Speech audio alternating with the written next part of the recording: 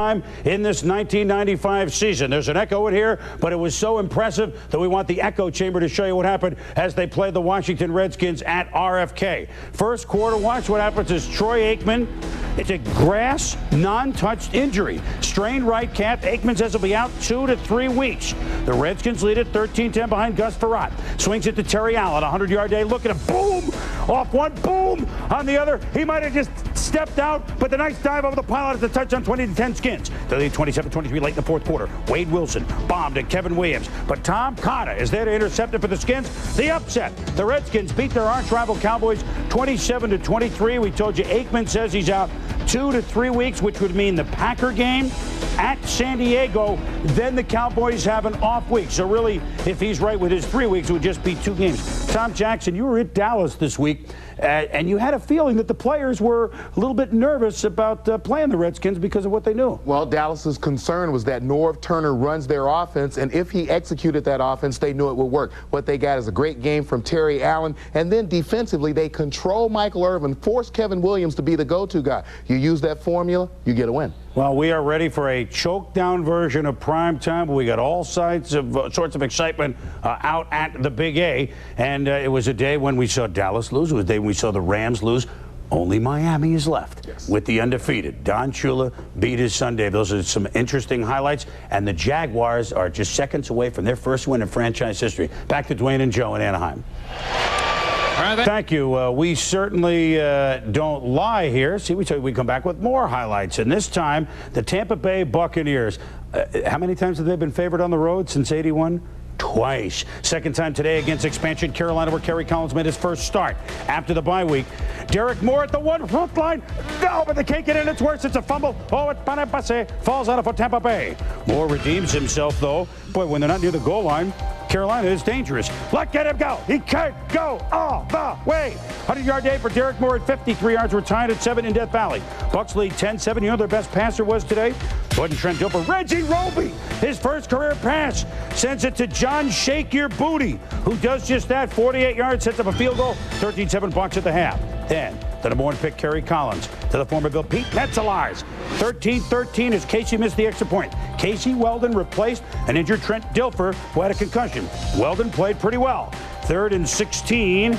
Late in the 30 hits Jackie Harris, 32 yards. That sets up Weldon over the top. 20-13. Dilfer cheers on his quarterback mate. The Bucks lead it.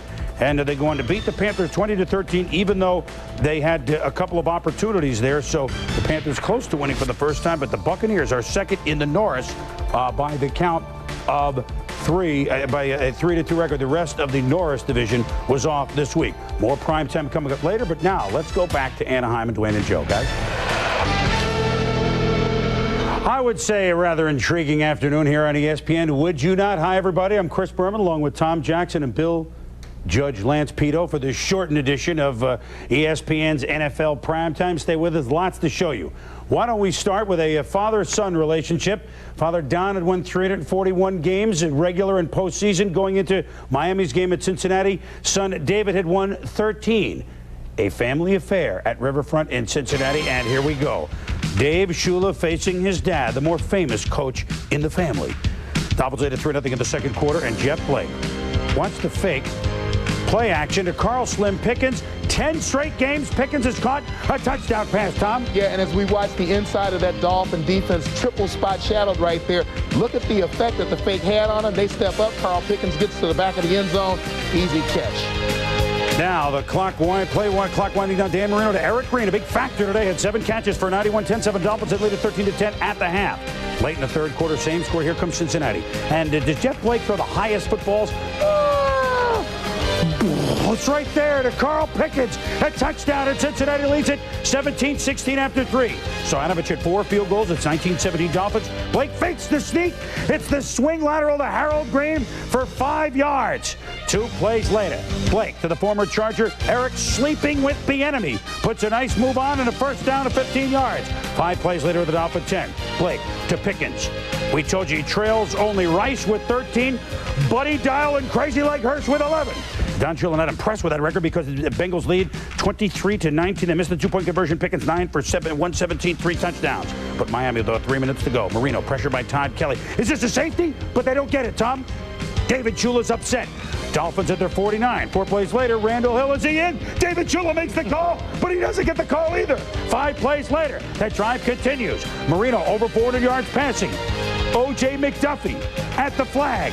Touchdown, 26-23 Miami. Yeah, and Roger Jones does a good job defending McDuffie here. The only thing he doesn't do is get up in the air, and you want to get at that ball at its highest point, whether you're a defender or a receiver. So Marino's going for 450 yards, but the Bengals and Jeff Blake with a minute to go have a shot. Blake back to pass to the normally reliable Pickens, but it's tipped first. He bobbles. No, he doesn't hold on. Bengals call timeout. Then Blake. Very reliable Pickens down to the 26 with 8 seconds to go. Doug bats in the Pelfrey. Missed a long field goal earlier this year with a chance to send it in overtime. Last year is pretty reliable. Pelfrey, 44. It's no good. It's no good. The Bengals had the shot, but Don Shula wins by 3 over son David. And a poignant scene at the center of the field. Boy, those Bengals are game. At least they come with an attitude, as does Washington. These young teams may not win all the time, but they come with an attitude. The Dolphins will win at 26-23. Marino had 6 guys catch passes for at least 50 yards. He had 450 of them. Patriots and the Falcons in Atlanta. Drew Bledsoe was the emergency quarterback today. He's hurt. And Scott, well, we're not dumb, but we can't understand. He doesn't throw like a woman. He throws like a man. It's Zolak. Z-O-L-A-A-K, Zolak. Heading at Vincent Ultimate Frisbee. 71 yards. Let him go. But he's tripped up by Robert Davis, which sets up just short a rare scene. Oh, my goodness, the Patriots are getting in the end zone for the second time this year. This guy's both touchdowns. Curtis Martin, 7-3, New England. Falcons on 7-6. Ironhead Hayward. And look at him move into the end zone. The Falcons had a 2-point conversion. They lead at 14-7. Patriots shell 17-7. Zolak to Sam Gash. It's a touchdown. And the Falcons lead cut to 3 at the half. Tied at 17 in the third quarter. George picked up by Maurice Hurst. And he goes in the end zone for a touchdown, but they call a penalty. Well, as we take a look at this play, you saw that Maurice Hurst actually made a great play. We won't see it again, but he made a great play defensively. That was a shaky call, at least for the Patriots' point of view, but this was a shaky look at Eric Metcalf. Eric Metcalf, so a 6-point lead becomes a 13-point win. Falcons beat the Patriots by the count of 30-17, and I know Atlanta hasn't beaten any team this year that's won more than one game, but they don't need to apologize because they're 4-1, and New England, a Super Bowl season on the brink, they thought was 1-3, even though Zolak led him in the end zone twice. They only had 1 touchdown going into that. But, Tommy, the Bengals-Miami game, entertaining. We talked about Bengals' attitude. 450 yards, though, for Marino. Well, I think they're a team that takes their lead from Jeff Blake. They play fearless football. You know, Dan Marino throws for 450 yards today. You would expect that they would blow the Bengals out, but it was missed opportunities in the red zone, forcing the Dolphins to settle for field goals rather than touchdowns. And I like to think of this Bengal offense as a big play offense. When you think about Jeff Blake, Darnay Scott, Pickens, these people can put points on the board, and they're getting more and more exciting. They are eventually going to get over that hump. But it is intriguing that when just about all the undefeated teams have fallen. Right. Here is Miami, and they're chasing the record of another one of Don's teams, the 72 Dolphins. Here's Miami sitting there at undefeated without any company. When we return, could the Rams try and make it 2 teams that stayed undefeated, or would the Marshall Plan be in effect for the Colts? Stay with us.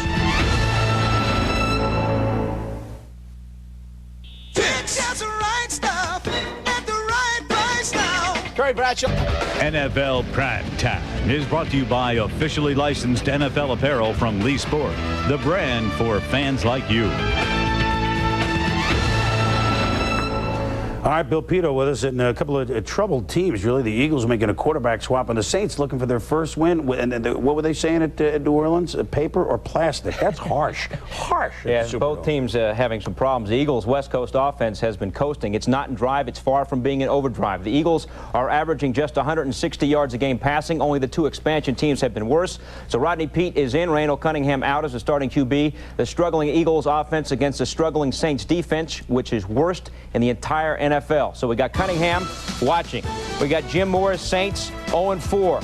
First quarter, 3-0 Saints. Eagles first possession. Rodney Peete's first pass hits Ed West. It's good to have a West in the West Coast offense. Eagles would drive. Later that drive, Peete to Fred Barnett, fighting down to the 2-yard line, 1st and goal. On 1st and goal, Waters is stuffed.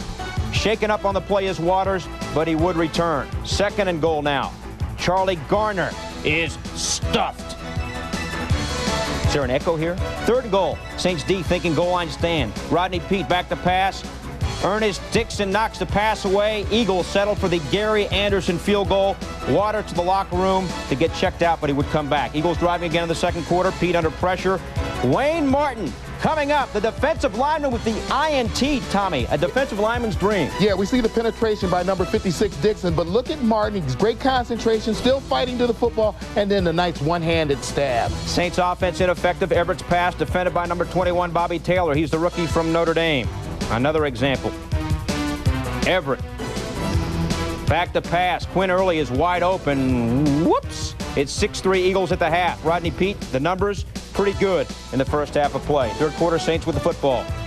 Everett back to pass. 1st-round draft pick Mike Mamula, his first career sack. Welcome to the National Football League. Everett sprains his ankle, would return. Next play, very next play. Hodson at quarterback. Tommy Hodson hands off to Torrance Small, and look at this. Small with a big run. 44 yards for the Saints touchdown. It's 10-9 New Orleans. Saints D doing the job. Tyrone Leggett incoming with the sack. Saints D on the field for 39 minutes, 36 seconds, having trouble against the run. Now the Eagles, Tommy, on defense. Yeah, Mamula at the bottom of your screen does not play like a rookie. Watch the move to the inside, the nice spin on Dombrowski, and the sack of Everett. Saints, though, with a final chance. Down 5, 9 seconds to go. Everett needs a miracle. It is long. It is deep. It is up there. And it is picked off by Barry Wilburn. Eagles win 15-10. Peete 18-29, 173 yards. Coach Ray Rhodes says he will start next week. Gary Anderson, 5 field goals. Waters, 26 carries, 79 yards. Just Philly's 2nd win in the last 12 games. And guys, they didn't look that impressive. They get a win. What are we to make of the Philadelphia Eagles? Well, I want our viewers to examine this evidence, go back to the jury room, and come out with a verdict. I'm not going to tell you what this means. If the Saints are as bad a team as they have appeared to be the first month of the season, and they can play the Eagles this tough, then what does that say about the Eagles? Don't answer now. Deliberate first, and then come back and let us know. Well, while the prosecutor and the judge think it over, let's go on to the next game here as the Rams and the Colts, Tommy. And what a September it's been for the St. Louis Rams. I mean, they were Cinderella. They were 4-0. And at Indianapolis today, it was the Colts' job to turn their carriage into a pumpkin. Here we go. About 10,000 or more fans driving from St. Louis, the short drive to Indianapolis. Marshall Faulk has yet to get on track this year. And the Rams certainly been on track. Chris Miller, he's unconscious. Watch this pass to the Reverend Isaac Bruce. Can he stay on his feet to get in the end? No! To the 6-yard line, a 72-yard pickup. What a season for Bruce. And Miller knows it, says, all right, big fella, you get the touchdown. 7-0 St. Louis. But on the Rams' second possession, Miller, the first turnover of the year, as Damon Watts, wearing Johnny Unitas' old high tops, makes the interception for the COLTS Colts. That leads directly to Marshall Faulk. And I'll tell you, if they played flag football on this day, the man would have 100 yards. He wasn't touched on this one. 32 yards. We're tied at 7. 10-7 Rams, 2nd quarter. Jim Harbaugh getting his 2nd start. Pressure. Dumps to Roosevelt. Pops. It's 52 yards down to the 33. Next play. Again, flag football. Marshall Faulk, he's just through the line, and he's gone. The 2nd-year player is gone. Touchdown Colts, 14-10. Tom, what do you have? Yeah, this is why you always have to be under control when you're coming at Marshall Faulk. You're going to see Shane Conlon, who's shadowed right there. They look like they're on a collision course, but Conlon leaning forward, out of control. Faulk makes the nice cutback and heads for the end zone. Shane is not going to run him down in the open field. First half, 125 yards in the first half alone, 177 on the game. 3rd quarter, Miller to the former Patriot and Bear, starving Marvin Cook. But again, boom, it's a fumble. It's picked up, rumbling, bumbling, stumbling. It's finally picked up by Quentin Corey out about 80 yards downfield. Colts take advantage. Faulk. Oh, they get a hand on him. They pulled the flag, but this is tackle football. And he's going to go 20 yards inside the 20. 3rd and 18. Harbaugh looks for a receiver. All those Colts should wear the high tops. As Faulk makes the catch, makes the move. Down inside the 10, who would later score his 3rd touchdown, 21-10 Colts. Watch the Rams here. A true reverse. Number 81, Todd Heat in the Kinchin, throws to number 18, Johnny Thomas. They trade the ball. They trade jerseys. They trade sides of the field. And look at him go. It's 60 yards before he's finally knocked down. But today, the Colts had a pass rush, Tom. Yeah, that pass rush came alive here. Tony Bennett coming from the right of your screen forced Chris Miller to throw the ball before he was ready. And Miller tries to find Todd Kinchin on 4th and 19. Oh, and he can't hold on. Rich Brooks, for the first time in the NFL, suffers defeat. Hey, you got to give him the nut. It took a month to get it to somebody finally beat the Rams, who scored late, got the 2-point conversion to lose by 3. But it's the Colts that get the win, and they had the bye last week, and St. Louis did not. Maybe that was the difference, that the Colts beat the Rams by the count of 21-18. As we go inside the numbers, well, the first 4 games, Rams rushing defense. Not only, they force all the turnovers, they allowed under 300 yards in 4 games, all wins. Today they give up 235, 177 to Falk. And you give up that many yards, you're going to lose. Sometimes football's a simple game. Turn it over, give up running yards, you lose. Don't turn it over, run well, you win. Coming up, revenge time for the Steelers against the Chargers. Ow, Boyd! Could the Steelers step up tall? Jerry Rice was battered, but sooner or later, he finds his way into the end zone against the Giants. NFL Primetime last January, certainly, San Diego made football history as they upset the Steelers in the AFC title game. Today, the Lightning Bolts return to the scene of the crime. And after that 17-13 score hung like a bad garlic hanging in your kitchen in the Steelers, they didn't have to be reminded when the Chargers hit the field today. And last year, it was Dennis "Guitar" Gibson who had the riff. He knocked down the final pass. It was the Chargers that went to the Super Bowl. The Steelers needed 3 more yards, and after last week, they couldn't wait to get back on the field as they fumbled their way against Minnesota. This is Eric Pegram, 7, gets the start instead of Bam Morris, run for 17 yards against what was the #1 defense in the AFC. Terrence Shaw played so well against John Elway, was picked on all day. Here he flags Yancey Thigpen. First half, the Chargers only had 107 yards on offense. They had 94. They gave up in penalties, and Bam Morris in, touchdown. A 75-yard drive at 7-0 Steelers. Chargers first possession, Stan Humphries. Tipped by Shannon Mitchell. Picked off by Willie Williams. And he just could go all the way. Makes a move on Humphries. Natron means, well, he slowed down at the 10. What happened? 63 yards. It's 14-0 Steelers. First quarter. Still. Humphries passed Alfred Papunu platter off his plate, intercepted by Al Boyd.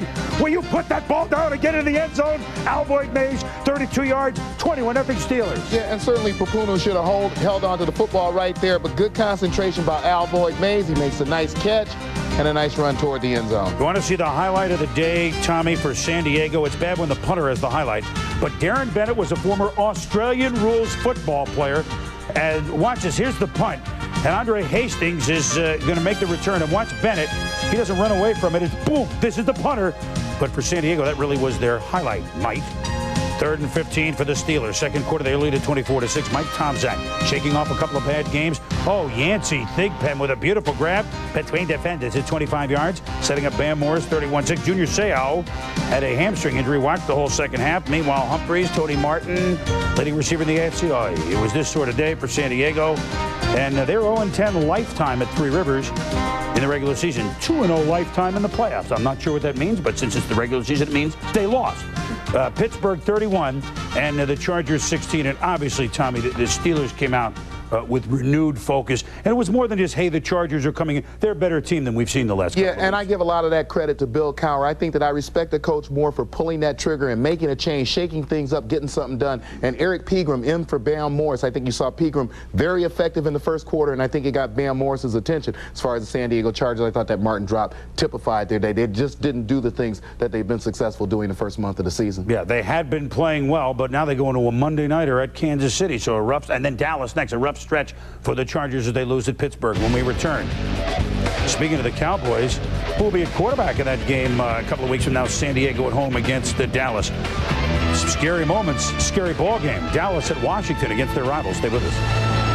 Craig played one of his old teams, Detroit. Well, here come Kansas City, so you would figure maybe they win again. The Cards' defense has just been awful. Buddy Ryan's Cardinals, have the 3rd worst defense in the entire league. For 62 straight regular season games, Ryan D. did not allow a 100-yard rushing performance, but in 3 of the first 4 games this year, the Cards have allowed a runner to go over 100 yards. The Chiefs and Cards for just the 5th time ever and the first time since 1986. Buddy Ryan says, give me some defense. First quarter, no score. 3rd and goal from the 1-yard line. Garrison Hurst tries to go up and over, but he's stuffed. Then 4th and goal.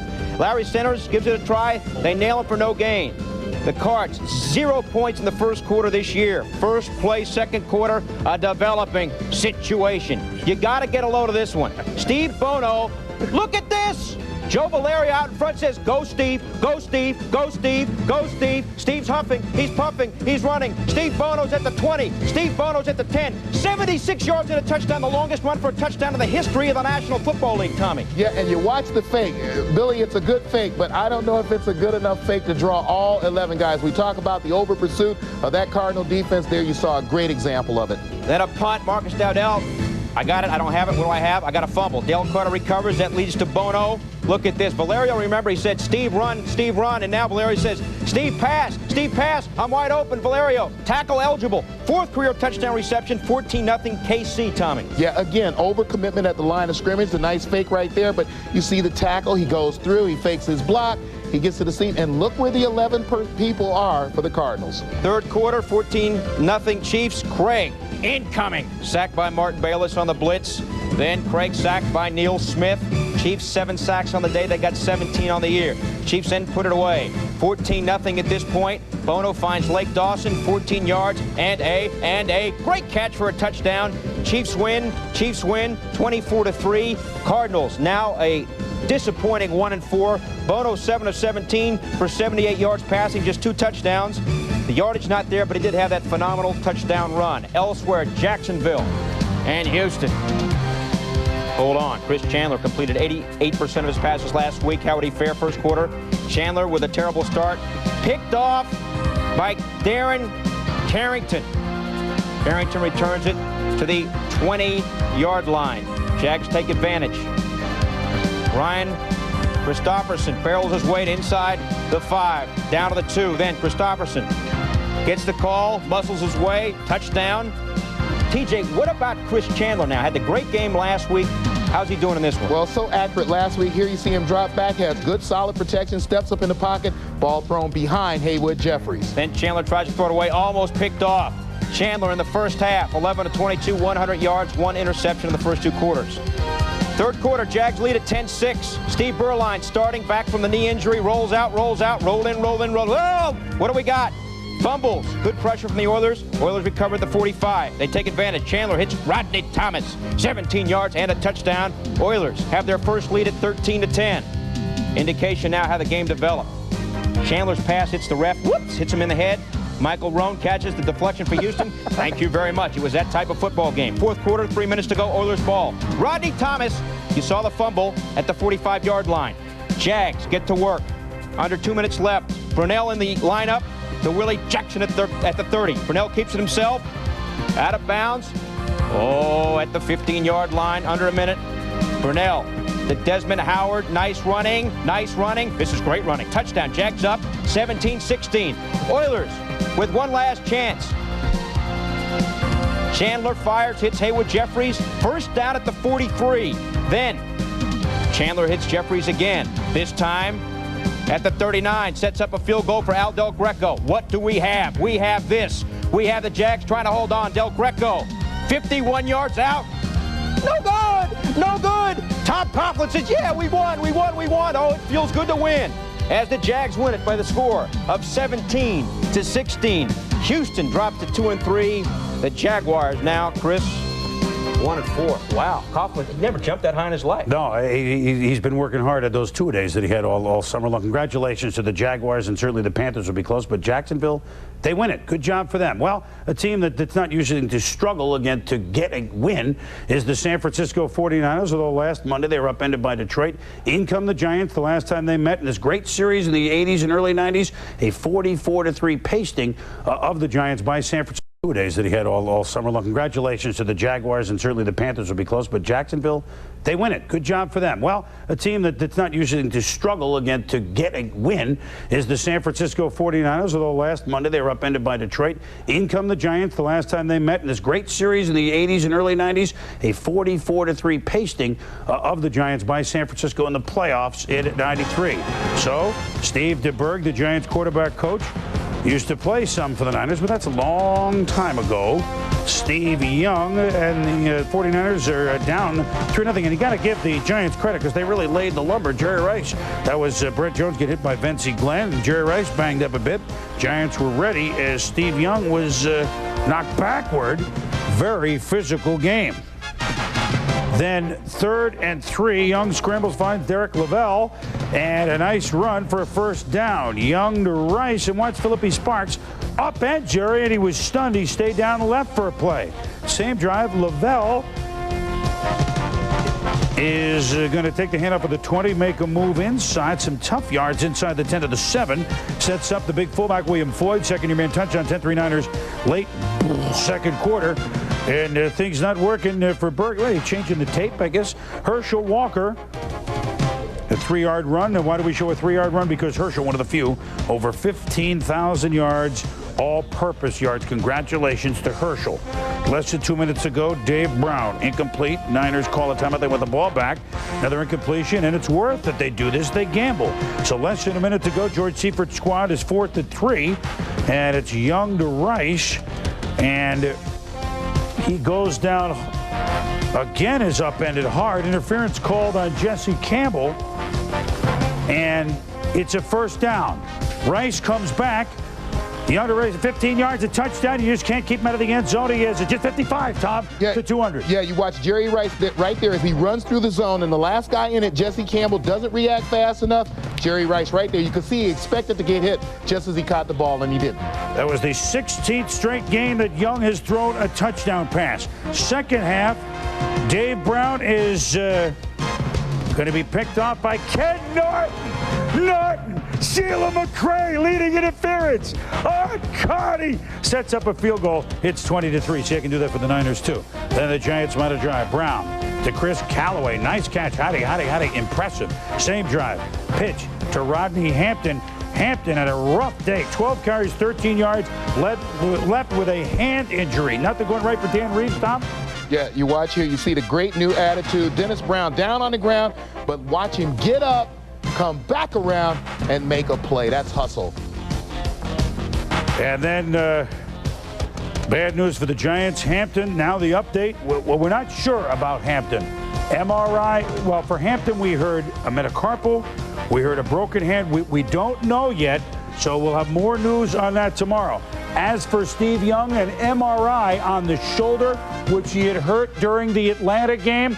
Yes, that's tomorrow, and the 49ers beat the Giants 20-6. Cowboys and the Redskins, one of the best rivalries. These are the two best rivalries. Giants and the Niners, Cowboys, Skins. Norv Turner, he had a heck of a night.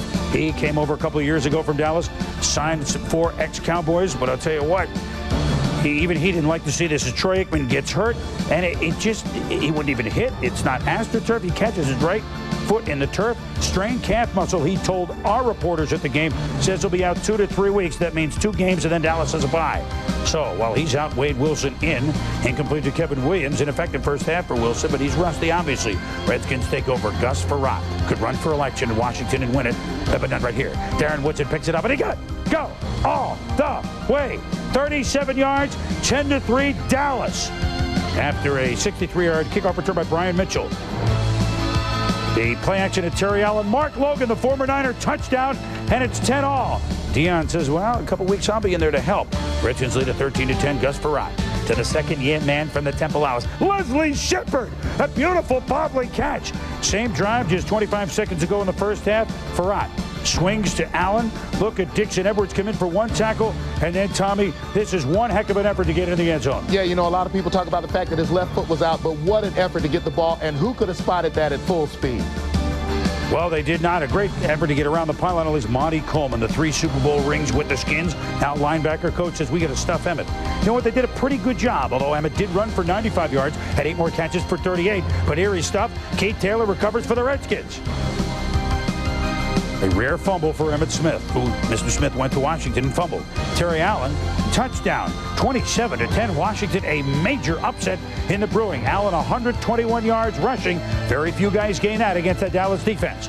Wilson, though, came alive in the second half. hit Kevin Williams. They were determined to make Kevin Williams the guy, as the Skins did a nice job at Michael Irvin. 34-yard pass to Williams. This is a great play. Kevin Williams, a nice stutter step about 8 yards down the field. Darrell Green bites, but it still has the speed to recover. Great coverage, but look at the nice pass by Wilson. 3 plays later. First and 10 from the 28 here. Michael Irvin makes a nice catch in traffic, touchdown. It's a 27-20 game, and Troy Aikman says, all right, this is what we're going to do. And Wilson listens, hits Irvin for a first down, Tom, and this time he's looking back to Kevin Williams on the next play. Yeah, he does a great job of looking away to his right, but when he comes back, he starts to pump Darrell Green way too quick. Might have the right hand on the back of Williams, wasn't called. 4th and goal from the 5 with 4:23 to go down by 7. They kick a field goal.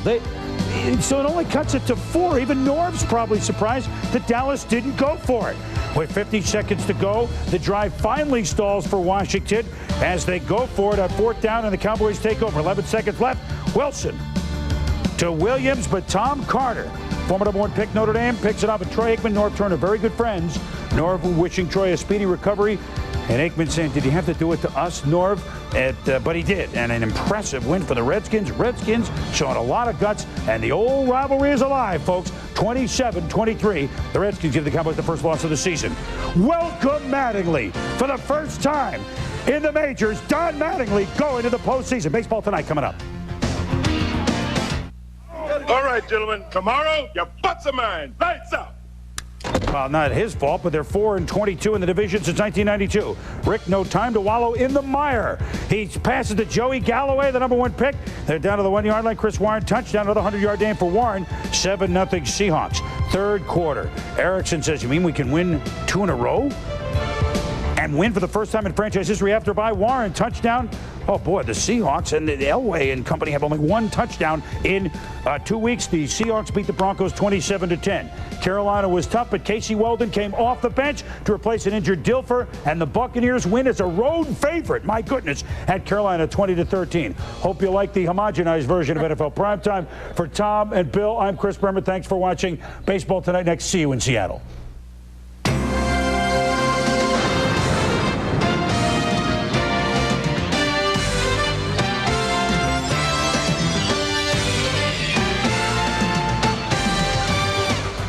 Up on Baseball Tonight, as the regular season draws to a close, some teams are crying out for help.